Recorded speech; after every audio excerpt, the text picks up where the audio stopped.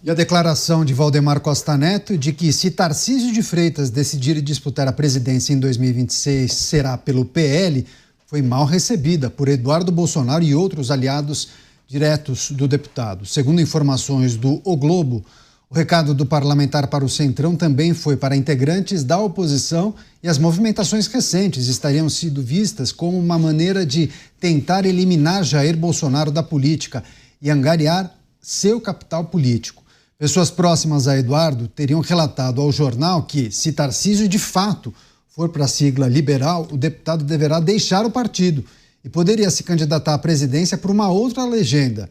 Segundo apurações da Jovem Pan News em Brasília, Valdemar Costa Neto avalia que, além de Michele, Jair Bolsonaro também deve lançar Carlos à disputa pelo Senado.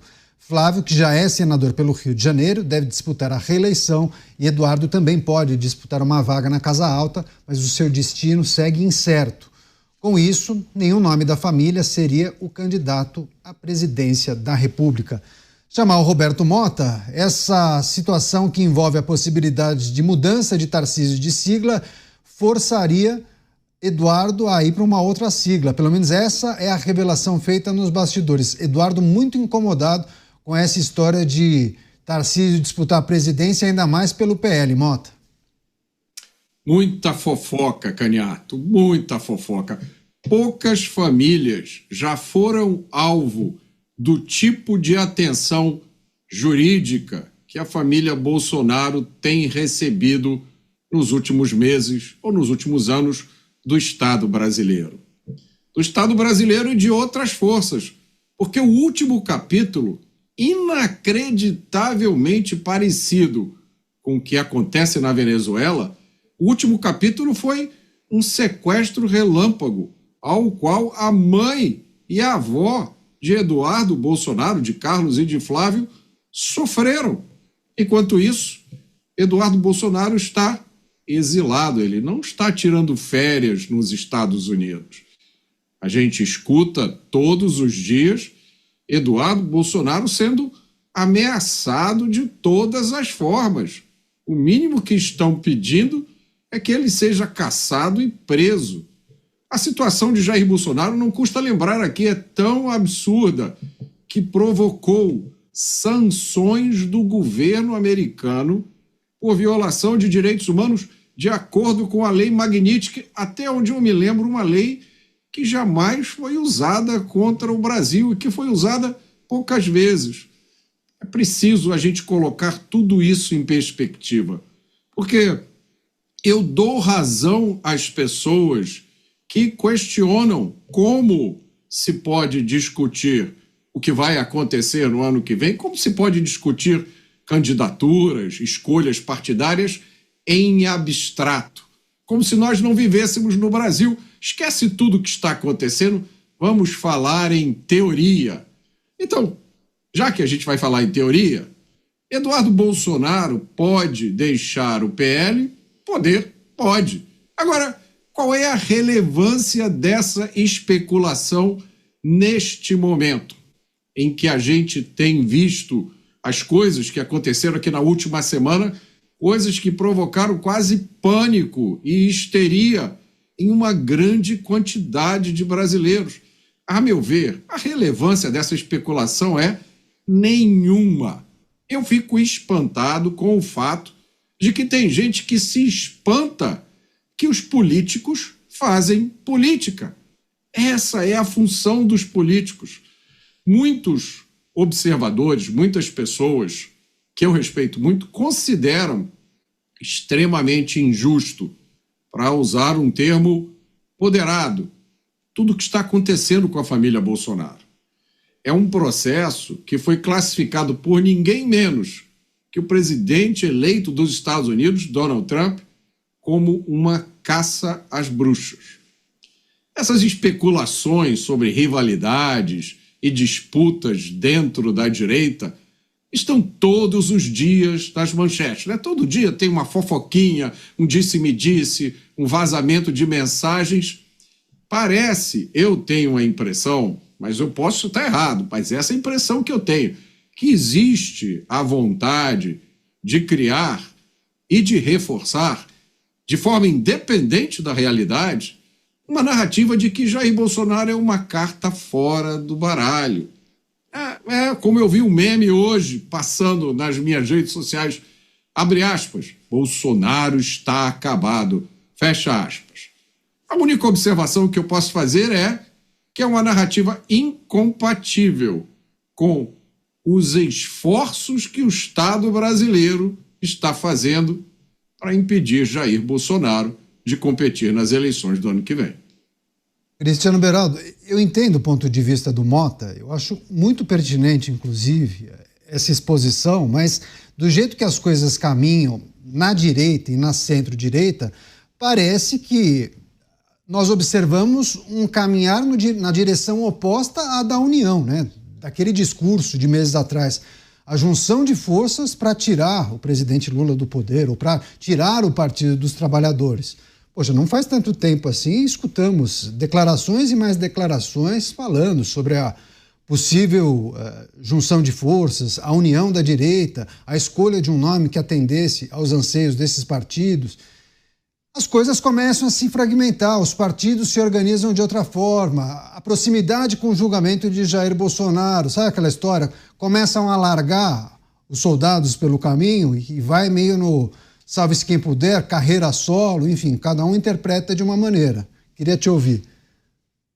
Caniato, a política é um esporte de alto impacto, então não adianta se imaginar que as pessoas, as lideranças da direita, aqueles que poderiam ser candidatos num cenário sem Jair Bolsonaro, que vão se abraçar num parque e vão todos confraternizar e dali, com muito bom senso, com uma discussão muito razoável e educada, vão então chegar a um nome de consenso e todos de uma forma muito verdadeira farão campanha para isso.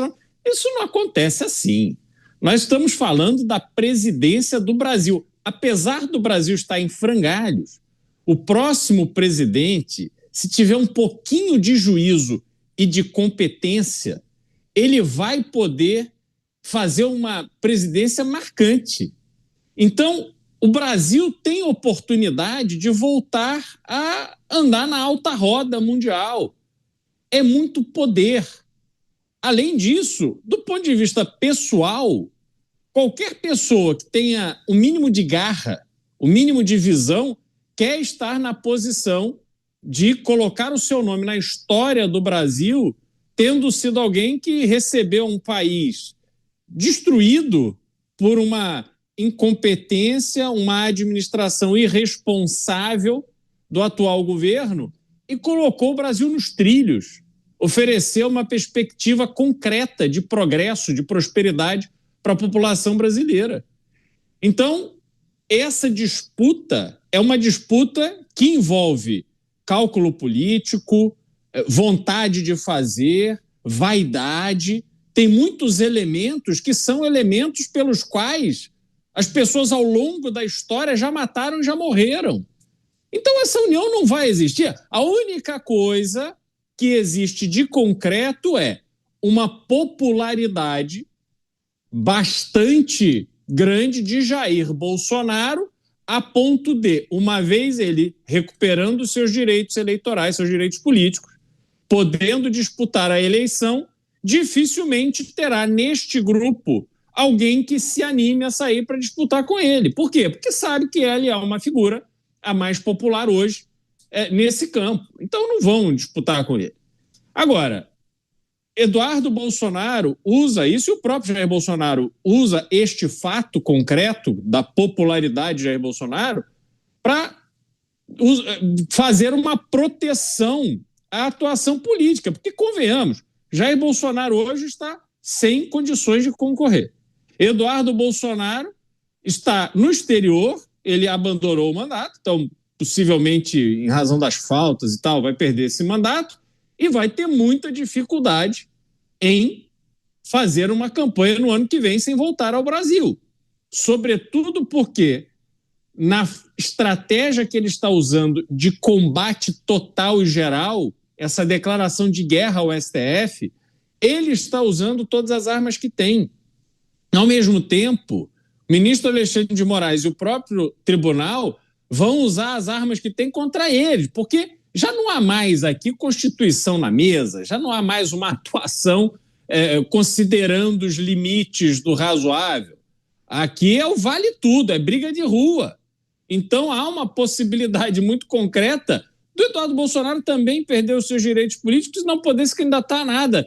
Se ele perder esta briga, terá que ficar nos Estados Unidos, provavelmente.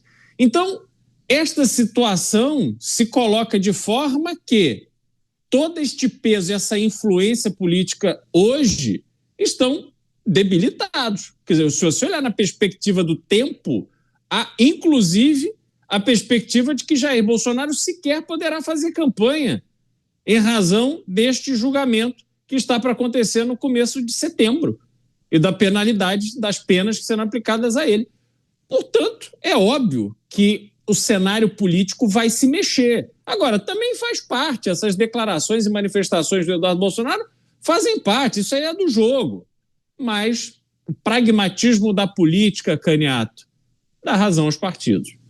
Pois é, mas em algum momento, né, Koba, venderam a ideia de que haveria uma grande união entre os players de direita para tirar o Partido dos Trabalhadores do poder. Em algum momento trataram disso. Mas as sinalizações hoje indicam que vai ser um cenário muito diferente. Ontem, Romeu Zema foi no Roda Viva, da TV Cultura. Perguntaram se ele aceitaria ser vice na chapa de alguém. Disse que não. Disse que não. Pois é, com certeza. Há uma mudança total daquele cenário que nós falávamos há 6 meses. Enfim, ou você acha que lá atrás era muito mais uma narrativa para não ganhar antipatia da base de apoio de Jair Bolsonaro? A gente tem que enxergar aquele momento com a perspectiva daquele momento, Caniato. E a gente faz aqui um exercício, a gente pega, por exemplo, uma dessas manifestações que aconteceu aqui na Avenida Paulista, em São Paulo, em que boa parte dos governadores pré-candidatos interessados na presidência da República se uniram, tiraram inclusive uma foto ali todos juntos. Parecia um grande momento de união, era quase uma propaganda de margarina num parque, como aqui citou o Beraldo, né? Todos unidos ali em prol do Brasil. A questão é que fica muito claro ali os interesses de todos os envolvidos. Os governadores, de alguns partidos de centro inclusive, eles querem, claro, os bônus da família Bolsonaro, que é o quê? O capital político, a popularidade, aquela multidão da Avenida Paulista olhando para aqueles governadores de outros estados e como possíveis sucessores do capital político de Bolsonaro, se eles estiverem nas urnas com esse apoio, sendo escolhido ali para ser o candidato com o apoio da direita, né? O escolhido para ser esse nome. Então, claro que eles querem os bônus, os benefícios dessa união. Mas eles não querem os ônus, não querem as dificuldades, não querem os deveres, que se evidenciaram depois de tudo que aconteceu com Eduardo Bolsonaro, aplicação de lei Magnitsky, a taxação principalmente, né? Quando veio a taxação do Donald Trump ao Brasil, e que daí os governadores pressionados pelas suas bases para irem contra aquilo, porque de fato era para ir contra mesmo, algo que ia impactar a economia no Brasil, emprego no Brasil, a indústria, o agro no Brasil, eles tiveram que se posicionar contra esse tipo de ação. E aí eles deram um passo atrás em relação a essa grande união, porque, de fato, eles não podem abraçar esse ônus de enaltecer, inclusive, algo que é ruim para o Brasil e para os seus estados em específico. A gente viu o Tarcísio negociando aqui, a gente viu manifestações do Ratinho Júnior e de todos os outros governadores nesse sentido. Por quê? Porque a razão pedia isso, a razão exigia esse tipo de conduta. Por outro lado, a análise do próprio Jair Bolsonaro, das lideranças do partido, do PL, do Valdemar e dos seus apoiadores mais próximos ali, eram de que, olha só, vocês querem uma mudança no Brasil, vocês querem acabar com esse status atual, é preciso se unir para tirar o PT do governo, pensarmos num grande plano para 2026, envolvendo o Senado, envolvendo a união de todos em prol de um único nome, enfim, que o Bolsonaro vai escolher e tal. Só que essa cisão gerada a partir do que veio dos Estados Unidos parece ter estressado a relação. E aí, neste plano de fundo, é que vem essa possibilidade de um racha no PL se o Tarcísio for o escolhido. Porque não é tão só fofoca assim, não é tão só um diz que me disse. Nós temos posts do próprio Eduardo Bolsonaro criticando Tarcísio. Nós temos manifestações que revelam uma ligação entre os dois de reconciliação. Depois disso, nós tivemos as mensagens, as críticas do Eduardo Bolsonaro. Então, é uma notícia, é uma informação, é um fato que dá base à possibilidade, sim, de um racha. Porque será que o Eduardo Bolsonaro, depois de tantas críticas ao Tarcísio, vai subir num palanque? Quer dizer, vai fazer campanha de onde estiver para o Tarcísio ser o próximo presidente da República, falando que ele, inclusive, tem as suas... insinuando das ligações de Tarcísio com a China, enfim, e nesse sentido, é uma questão que é crível. A questão é, por que não? Será que se o Tarcísio, que é aquele que melhor pontua contra o Lula do campo da direita, não deve ser o escolhido só porque tem questões pessoais envolvidas? Essa é a grande questão para a gente entender como é que a direita pensa 2026. É a união em prol dos propósitos ou é a união em prol dos interesses das pessoas, das famílias? Essa é uma questão que fica como um exercício aí proposto.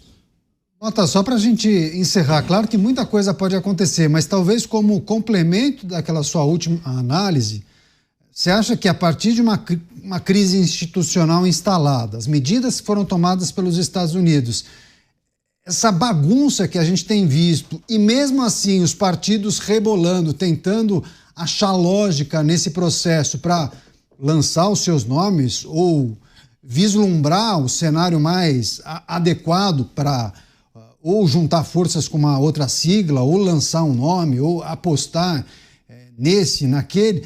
Você não acha que tudo isso pode ser jogado na lata do lixo? Porque muita coisa pode acontecer até o ano que vem, Mota? Esse é o sentimento de muita gente, Caniato. Eu acho que aí está o centro da questão. É uma escolha, né, que o político sempre tem que fazer, ainda mais nesses tempos que a gente está vivendo. Uma escolha entre pragmatismo e idealismo. O que é pragmatismo? Olha...